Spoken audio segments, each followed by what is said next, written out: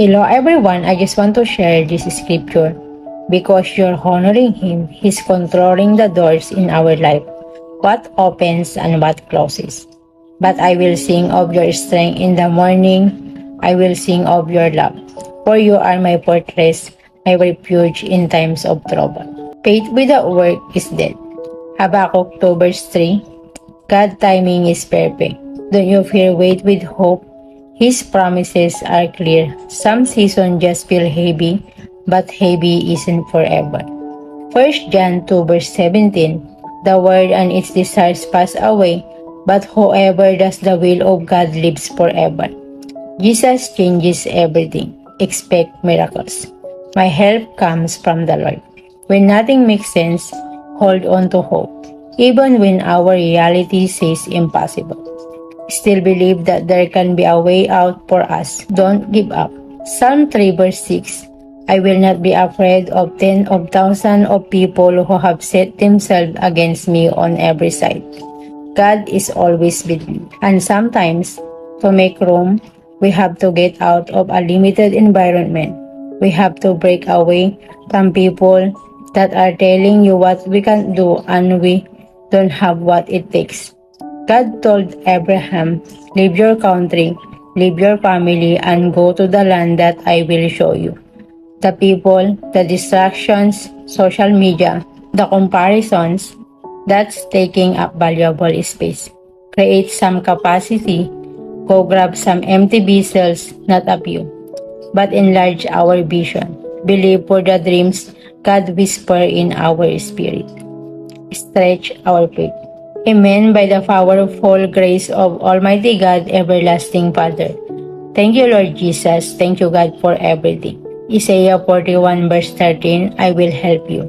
God will, nothing more, nothing less, nothing else. His will. God, thank you for never giving up on me. John 4 verse 4 to 7, it wasn't the water He came for. It was for me.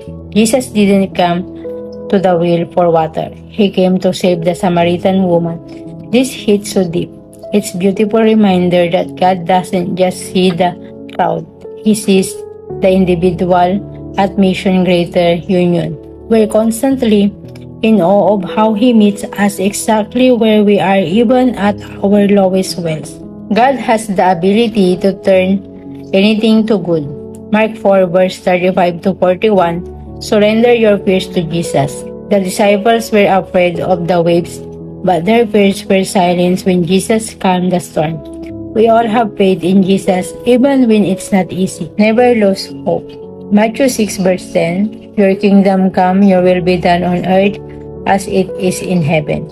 Hallelujah. Praise the Lord God Most High, in Jesus' name. Amen.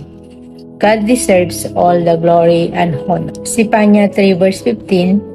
The Lord has taken away your judgment. He has cast out your enemy, the King of Israel. The Lord is in your midst. You shall see disasters no more. I love God. Father, we are so unworthy of your love, Father. His call is enough to climb anything.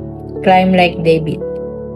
John 1 verse 12. But to all who believe Him and accepted Him, He gave the right to become children of God. Highlights the transformative power of faith in Jesus. It emphasizes the receiving Him grants believers the privilege of becoming God's children. This adoption signifies a spiritual rebirth. It shifts identity from mere creation to intimate family members in God's kingdom. The verse underscores that salvation is accessible to all who believe.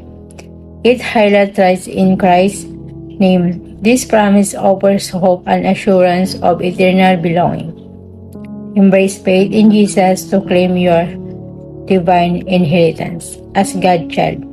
Don't forget how beautiful God made you. A gentle reminder from God Himself. We are beautifully and intentionally made just as you are. My heart is thankful. Lord, thank you, Jesus. Thank you, everyone. God bless you.